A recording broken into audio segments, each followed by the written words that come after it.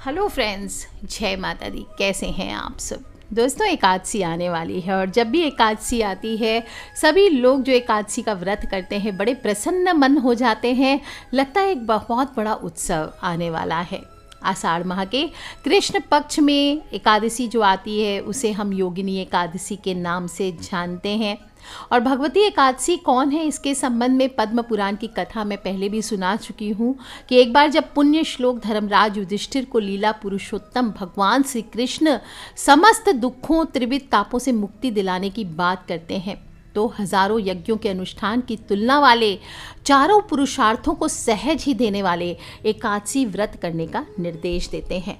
इस साल ये खास व्रत 2 जुलाई मंगलवार के दिन रखा जाएगा। वैसे देखा जाए तो साल में 24 एकादशियाँ होती है और जब मल मास आता है तो 26 हो जाती है, लेकिन हर एकादशी की कथा, हर एकादशी का महात्म्य अलग होता है और इसीलिए हर एकादशी पर उस एकादशी की कथा सुननी चाहिए। ये हमारे मन को निर्मल करता है, हमारे मन को शुद्ध करता है और हमें जीवन में आगे बढ़ने की शक्ति देता है। इसमें इसी कड़ी में आषाढ़ माह में जो आने वाली योगिनी एकादशी है ये अपने आप में बहुत खास मानी गई है। कहते हैं कि जो भी मनुष्य इस दिन व्रत रखता है उसके समस्त पापों का नाश होता है, इस लोक में सुख भोग कर परलोक में उसे मुक्ति मिलती है और इस व्रत के प्रभाव से मनुष्य के सारे पाप नष्ट होकर 88,000 ब्राह्मणों को आप जितना दान देते हैं उस दान के बराबर फलों की प्राप्ति होती है। महाभारत काल में एक बार धर्मराज युधिष्ठिर भगवान श्री हरि कृष्ण से इस व्रत के महात्म्य के बारे में पूछते हुए कहते हैं, हे त्रिलोकीनाथ, मैंने जेठ माह के शुक्ल पक्ष की निर्जला एकादशी की कथा सुनी है। अब आप कृपा करके मुझे आषाढ़ माह के कृष्ण पक्ष की एकादशी की कथा सुनाइए। इस एकादशी का नाम तथा महात्म्य क्या है, ये मुझे विस्तार पूर्वक बताइए। तब श्री कृष्ण भगवान कहते हैं, हे पांडुपुत्र, यह एकादशी तीनों लोकों में प्रसिद्ध है और इसके व्रत से सभी पाप नष्ट हो जाते हैं। तुम्हें मैं पुराणों में कही गई कथा सुनाता हूँ, ध्यान पूर्वक श्रवण करो। कुबेर नाम का एक राजा था। अलकापुरी नाम की नगरी में राज्य किया करता था। बहुत बड़ा शिव भक्त था और उनका हेममाली नामक एक यक्ष सेवक था जो पूजा के लिए फूल लाया करता था। हेममाली की विशालाक्षी नाम की अति सुंदर स्त्री थी और एक दिन वह मानसरोवर से पुष्प लेकर आया, किंतु कामासक्त होने के कारण पुष्पों को रखकर अपनी स्त्री के साथ रमण करने लगा। इस भोग विलास में दोपहर हो गई। हेममाली की राह देखते देखते राजा कुबेर को दोपहर हो गई तो उसने क्रोध पूर्वक अपने सेवकों को आज्ञा दी कि तुम लोग जाकर पता लगाओ कि हेममाली अभी तक पुष्प लेकर क्यों नहीं आया। जब सेवकों ने पता लगाया तो राजा के पास जाकर बताए, हे राजन, वह हेममाली तो अपनी स्त्री के साथ रमण कर रहा है। इस बात को सुनकर राजा कुबेर ने हेममाली को बुलाने की आज्ञा दी। डर से कांपता हुआ हेममाली राजा के सामने उपस्थित हुआ और उसे देखकर कुबेर को अत्यंत क्रोध आया। उसके होंठ फड़फड़ाने लगे और कहा, अरे अधम, तूने मेरे पूजनीय, परम पूजनीय देवों के देव भगवान शिवजी का अपमान किया है। मैं तुझे श्राप देता हूँ कि तू स्त्री के वियोग में तड़पे और मृत्यु लोक में जाकर कोढ़ी जीवन व्यतीत करे। कुबेर के श्राप से वह तत्क्षण स्वर्ग से पृथ्वी पर आ गिरा और कोढ़ी हो गया। उसकी स्त्री भी उससे बिछड़ गई और मृत्यु लोक में आकर अनेक प्रकार के भयंकर कष्ट भोगने लगा। किंतु शिवजी की कृपा से उसकी बुद्धि मलिन न हुई और उसे पूर्व जन्म की भी सुध रही। अनेक कष्टों को भोगता हुआ वह अपने पूर्व जन्म के कुकर्मों को याद करता हुआ हिमालय की तरफ चल पड़ा और चलते चलते मार्कंडेय ऋषि के आश्रम में पहुंचा। वो ऋषि अत्यंत वृद्ध तपस्वी थे, दूसरे ब्रह्मा के समान प्रतीत होते थे और उनका वह आश्रम ब्रह्मा की सभा के समान ही शोभा दे रहा था। ऋषि को देखकर हेममाली वहां गया और उनको प्रणाम करके उनके चरणों में गिर पड़ा। हेममाली को देखकर मार्कंडेय ऋषि ने कहा, तूने कौन से निकृष्ट कर्म किए हैं जिससे तू कोढ़ी हो गया है, भयानक कष्ट को भोग रहा है। महर्षि की बात सुनकर हेममाली बोला, हे मुनि श्रेष्ठ, मैं राजा कुबेर का अनुचर था। मेरा नाम हेममाली है। मैं प्रतिदिन मानसरोवर से पुष्प लाकर शिव पूजा के समय कुबेर को दिया करता था। एक दिन पत्नी सहवास के सुख में फंस जाने के कारण मुझे समय का ज्ञान ही नहीं रहा और दोपहर तक पुष्प न पहुंचा सका। तब उन्होंने मुझे श्राप दे दिया कि तू अपनी स्त्री का वियोग और मृत्यु लोक में जाकर कोढ़ी बनने का दुख भोग। इस कारण मैं कोढ़ी हो गया हूँ और पृथ्वी पर आकर भयंकर कष्ट भोग रहा हूँ। अतः कृपा करके आप कोई ऐसा उपाय बताइए जिससे मेरी मुक्ति हो। तब मार्कंडेय ऋषि कहते हैं, हे हेममाली, तूने मेरे सम्मुख सत्य वचन कहे हैं, इसलिए मैं तेरे उद्धार के लिए एक व्रत बताता हूँ। यदि तू आषाढ़ माह के कृष्ण पक्ष की योगिनी नामक एकादशी का विधान पूर्वक व्रत करेगा तो तेरे सभी पाप नष्ट हो जाएंगे। महर्षि के ऐसे वचन सुनकर हेममाली अति प्रसन्न हुआ और उसने वचनों के अनुसार योगिनी एकादशी का विधान पूर्वक व्रत किया और इस व्रत के प्रभाव से अपने पुराने स्वरूप में आ गया और अपनी स्त्री के साथ सुखपूर्वक रहने लगा। भगवान श्री कृष्ण कथा सुनाकर युधिष्ठिर से कहते हैं, हे राजन, 88,000 ब्राह्मणों को भोजन कराने के पश्चात जितना पुण्य मिलता है उसके समान पुण्य की प्राप्ति योगिनी एकादशी का विधि पूर्वक उपवास रखने से होती है और इस लोक में सुख भोग कर व्रती उस लोक में मोक्ष को प्राप्त करता है। तो बोलिए श्री हरि विष्णु भगवान की जय, कृष्ण कन्हैया लाल की जय।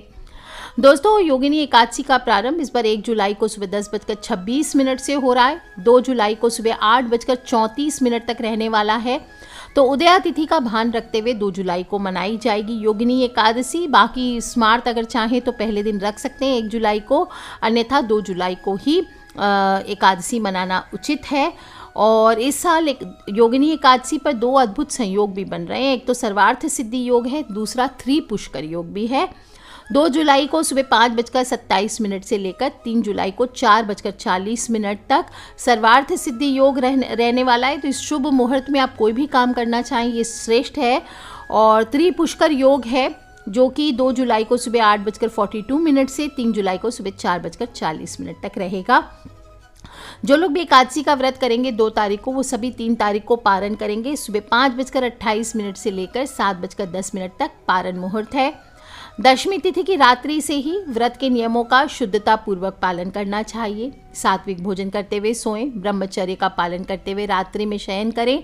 ओम नमो नारायणाय, ओम नमो नारायणाय, ओम नमो भगवते वासुदेवाय, इसका ज़्यादा से ज़्यादा जप करें। एकादशी के दिन सुबह जल्दी उठें। प्रातः लकड़ी का दातुन ना करें। नींबू, जामुन, आम के पत्ते लेकर चबाना चाहिए। उंगली से कंठ साफ किया जाता है। इस दिन वृक्ष से पत्ते तोड़ना वर्जित है। स्वयं गिरा हुआ पत्ता लेकर सेवन किया जाता है, इसीलिए इस दिन तुलसी भी तोड़ी नहीं जाती है। और यदि ये संभव ना हो तो पानी से 12 बार कुल्ला कर लीजिए। शौच आदि से निवृत्त होकर के अपने घर के मुख्य द्वार आदि की साफ सफाई करें। घर के मुख्य द्वार पर हल्दी के जल का छिड़काव करें, सजाएं, तोरण सजा सकते हैं, रंगोली लगा सकते हैं, शुभ चिन्ह बना सकते हैं और फिर हल्दी डालकर जल से स्नान करें। स्नान करने के बाद आपको सबसे पहले 1 लोटा जल अपने भगवान सूर्य देव को अर्पित करना चाहिए पूरब मुखी होकर के। बारिश का समय है, कहीं कहीं पर सूर्योदय नहीं हो तो भी आपको पूरब मुखी होकर के सूर्य को जल अर्पित करना है। ओम सूर्याय नमः, ओम आदित्याय नमः, ओम भास्कराय नमः। इसके बाद उसी लोटे में जल ले लीजिए और दक्षिण मुखी हो जाइए। थोड़े से काले तिल डाल सकते हैं और अपने पितृ के निमित्त आपको जल देना है। ओम सर्वेभ्यो पितृभ्यो नमो नमः, ये बोलते हुए आपको जल अर्पित करना चाहिए। इसके बाद अपने घर के मंदिर पर आ जाइए, साफ सफाई करिए और प्रभु के सामने हाथ जोड़ करके संकल्प करें, मम सकल पाप क्षय पूर्वक कुष्ठ आदि रोग निवृत्ति कामनये योगिन्य एकादशी व्रत महम करिष्ये। जो लोग नहीं ये सब संकल्प बोल पाएंगे संस्कृत में, वो प्रण करें कि आज मैं चोर, पाखंडी, दुराचारी मनुष्यों से बात नहीं करूंगा, ना ही किसी का दिल दुखाऊंगा, रात्रि को जागरण कर कीर्तन करूंगा और हे त्रिलोकी नाथ, मेरी लाज आपके हाथ, मुझे इस प्रण को पूरा करने की आप शक्ति प्रदान करें। इस प्रकार से आप प्रण करने के बाद जो भी जल सिक्का अपने हाथ में लेकर संकल्प किया है उसको वहीं छोड़ दीजिए और फिर विष्णु भगवान की मूर्ति है या विष्णु भगवान के समक्ष आप उनके कोई भी स्वरूप, राम जी हों, लड्डू गोपाल हों, आप उनका अभिषेक कर सकते हैं। विशेष रूप से दक्षिणावर्ती शंख हमेशा बताती हूँ स्वयं लक्ष्मी स्वरूपा होती है, तो इसको आपको घर पे अभिमंत्रित करके अवश्य रखना चाहिए और इससे हर एकादशी पर जो भी मनुष्य प्रभु का अभिषेक करता है उसे मोक्ष प्राप्ति में कोई संशय नहीं रहता। तो दक्षिणावर्ती शंख में गंगा जल भर के, पंचामृत भर के आप विष्णु भगवान का अभिषेक करें और दीपक जला करके फिर शुद्ध जल से अभिषेक कर उनको पोंछें। फिर उनको पीताम्बर धारी हैं प्रभु तो पीले वस्त्र धारण कराएं, जनेऊ धारण कराएं, चंदन का तिलक करें। थोड़े से चंदन का ही इत्र उनको अर्पित करना चाहिए। पीले पुष्पों से उनका श्रृंगार करें। तुलसी पत्र अवश्य चढ़ाएं, अर्पित करें और धूप दीप से स्तुति करें, आरती उतारें, भोग लगाएं। ऐसा करने से माँ लक्ष्मी का आपके घर में आगमन होता है। घर में धन की कमी नहीं होती, सभी पातकों का नाश होता है और योगिनी तीनों लोकों में सारभूत मानी गई है। जो भी पंचामृत से आप स्नान कराएंगे उसको सबको थोड़ा सा प्रसाद के रूप में लेना चाहिए या सभी सदस्यों के ऊपर छिड़कना चाहिए। घर में छिड़काव करें।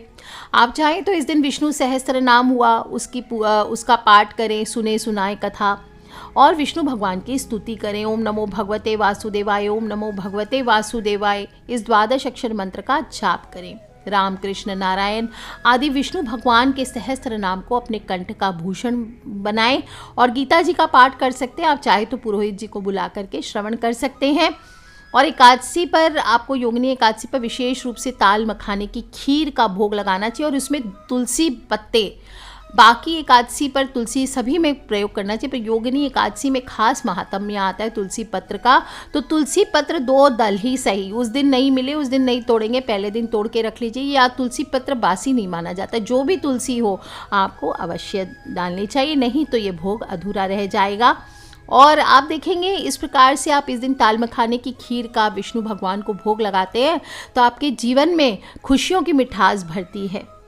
अंत में विष्णु भगवान की आरती कर हाथ जोड़कर प्रार्थना करें और पूजा करते वक्त भगवान के सिंहासन पर 5 रुपया, 11, 21 जो भी आपकी इच्छा और सामर्थ्य अनुसार दक्षिणा ज़रूर रखें और फिर बाद में ये दक्षिणा किसी को आप दान कर दीजिए। ज़रूरतमंद को, ब्राह्मणों को इस दिन दान भी करना चाहिए। हलवा, पीली खीर, पीले अनाज का दान आज के दिन दिया जाता है। दक्षिणा ज़रूर दीजिए, इससे विष्णु भगवान की कृपा आप पर असीम कृपा बरसती है और आपको हर क्षेत्र में कामयाबी मिलती है।